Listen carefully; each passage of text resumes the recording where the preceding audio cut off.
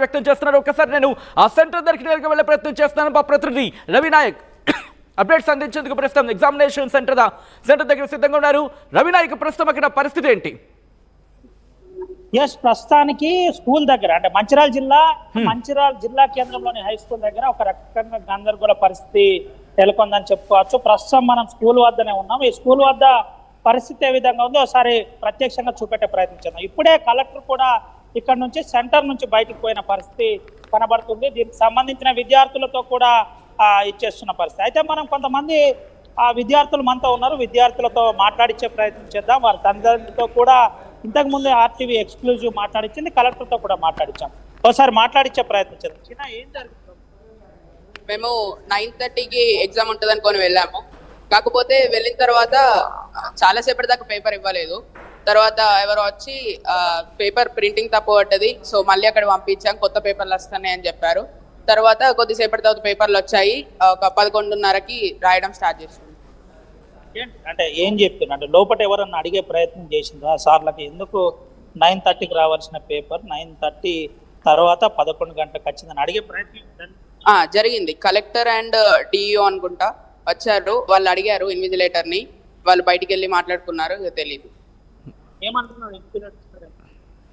ఏమనలేదు, ఇంకెవరో వచ్చి మాట్లాడారు వాళ్ళతో.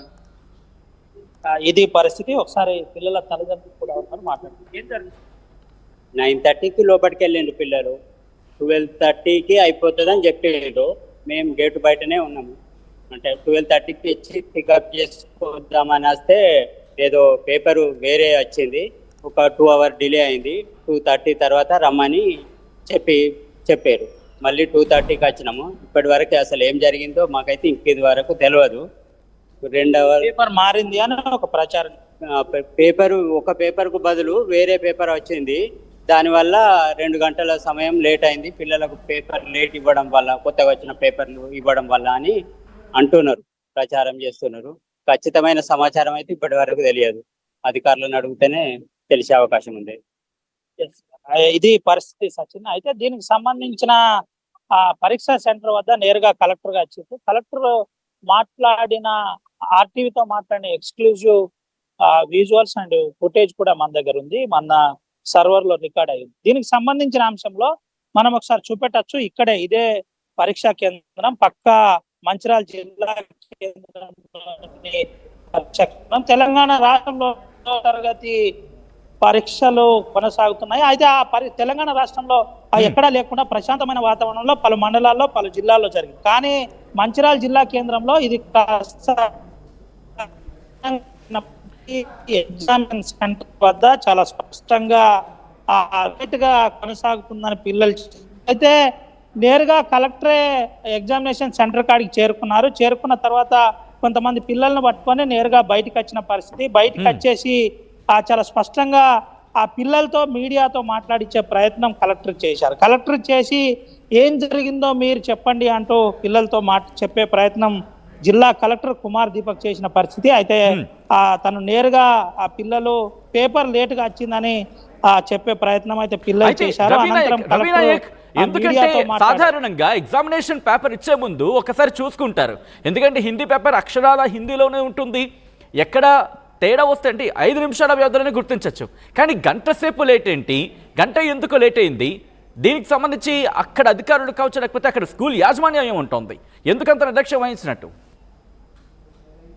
చాలా స్పష్టంగా సచిన్ ఒక విషయం అయితే మనం చెప్పొచ్చు. ఆర్టీవీ దగ్గర కొంత స్పష్టమైన సమాచారం ఉంది, వాస్తవాలే చెప్పే ప్రయత్నం మనం చేస్తాం.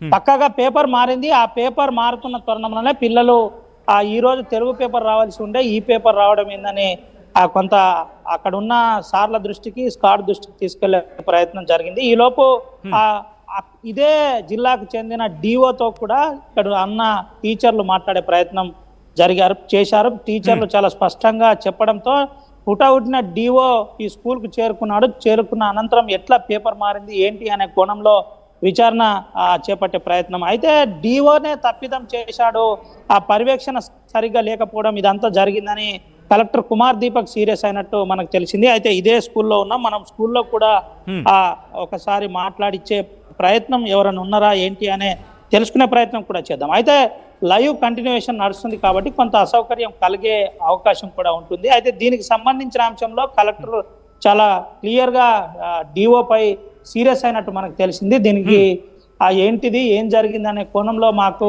ఆ విచారణ కావాలి, దీనికి సంబంధించిన అంశంలో వాస్తవాలు తెలవాలని చెప్పిన పరిస్థితి కనబడింది. అయితే ఇప్పటికే అంటే ఎగ్జామినేషన్ సెంటర్ దగ్గర పోలీసులు మోహరించే ప్రయత్నం చేశారు. పోలీసులు లోపలికి వెళ్లకుండా అడ్డుకునే ప్రయత్నం కూడా ఇప్పుడు చేస్తున్నారు. అయితే కలెక్టర్ ఎందుకు ఇక్కడికే రావాల్సి వచ్చింది, పిల్లల్ని బయటికి ఎందుకు తీసుకోవాల్సి వచ్చింది, ఇలాంటి కొన్ని ప్రధాన అంశాలు కాస్త ఇప్పుడు చర్చనీయాంశంగా మారిన పరిస్థితి కనబడుతుంది. దీనికి సంబంధించిన అంశంలో అధికారులు ఏ విధమైన విచారణ చేస్తారు, ఏం చేస్తారు అంటే లోపల చాలా క్లియర్గా ఏదైతే పేపర్ వచ్చిందో దానికి ఫార్మాలిటీ ప్రకారం సీజ్ చేయాలి. సీజ్ చేసి ఇక్కడికి వెళ్ళి సెక్యూరిటీ ప్రకారం నేరుగా పోలీస్ స్టేషన్ కు తరలిస్తారు. పోలీస్ స్టేషన్ కు తరలించిన అనంతరం ఒక్కసారి మీరు ఆగే ప్రయత్నం చేయండి. ఆ స్కూల్ చూస్తున్నారు, అక్కడికి వెళ్ళి ఏం జరుగుతుందో చూపించే ప్రయత్నం చేస్తుంది ఆర్టీవీ. అక్కడ విద్యాధికారులను అడిగే ప్రయత్నం చేస్తుంది. కానీ మా ప్రతినిధి రవినాయక్ లోపలికి వెళ్ళి ఆ అధికారులతో మాట్లాడే సందర్భంలో వాళ్ళు గ్రిల్స్ వేసేస్తున్న సందర్భాన్ని మీరు చూడొచ్చు. ఒకటే ప్రశ్న సీదా అడగడం జరుగుతోంది, ఒకటే సమాధానం చెప్పే ప్రయత్నం చేయండి. ఒక్కసారి విద్యార్థులు కాంపిటేటివ్ ఎగ్జామినేషన్స్కి వెళ్ళినప్పుడు ఒక్క నిమిషం ఆలస్యం అయితే బయట నించోబెట్టేస్తారే, బయట వాళ్ళు నించోబెట్టేస్తారే, వాళ్ళు గక్కులు పెడుతూ ఉంటారు, పట్టించుకోరి. ఈ రోజు జరిగిన నిర్లక్ష్యానికి విద్యాధికారుల నిర్లక్ష్యానికి ఎవరు సమాధానం చెప్తారు? ఒక్కసారి ఆలోచించే ప్రయత్నం చేయండి. దట్టు ఎప్పుడు జరగాలి ఎగ్జామినేషన్, ఎన్ని గంటలకు జరిగింది? తల్లిదండ్రుల ఆందోళనకు సంబంధించి మా ప్రతినిధి రవినాయక్ ప్రెసిడెంట్ ఎగ్జామినేషన్ సెంటర్ దగ్గర ఉన్నారు. మరి ముఖ్యంగా 10th ఎగ్జామినేషన్స్ని తల్లిదండ్రులు వెరీ ఫస్ట్ టైం రాస్తారు పిల్లలు. వాళ్ళకి చాలా భయంగా ఉంటుంది ఒక బయటికి ఎగ్జామినేషన్ రాసే సందర్భంలో. తల్లిదండ్రులకు కూడా that first exam first day ఎటువంటి ఆందోళన ఉంటుంది? ఒక్కసారి తల్లిదండ్రుల పొజిషన్లో మీరు బయట ఉండి నిల్చొని ఆలోచిస్తే ఎట్ ద సేమ్ టైం ఈ ఇంపాక్ట్ పిల్లల మీద ఏ స్థాయిలో ఉంటుంది, వాళ్ళ మెంటల్ ప్రెషర్ ఏ స్థాయిలో ఉంటుంది, అసలు ఏం జరుగుతుందో తెలియట్లేదు వాళ్ళకి. అటువంటి పరిస్థితి ఉంటుంది. తల్లిదండ్రుల పరిస్థితో మా ప్రతినిధి రవినాయక్ అప్డేట్స్ అందించేందుకు ప్రెసిడెంట్ ఎగ్జామినేషన్ సెంటర్ దగ్గర ఎక్కడైతే ఈ ఇబ్బందికర వాతావరణం జరిగిందో అదే ఎగ్జామినేషన్ సెంటర్ దగ్గర మా ప్రతినిధి రవినాయక్ ఉన్నారు. రవినాయక్, ఒక్కసారి అక్కడ ఏం జరిగింది, ప్రస్తుతం ఇంకా డిస్కషన్స్ ఏం జరుగుతున్నాయా, విద్యార్థులు అక్కడికి చేరుకున్నారా, ఏం జరుగుతుంది అక్కడ?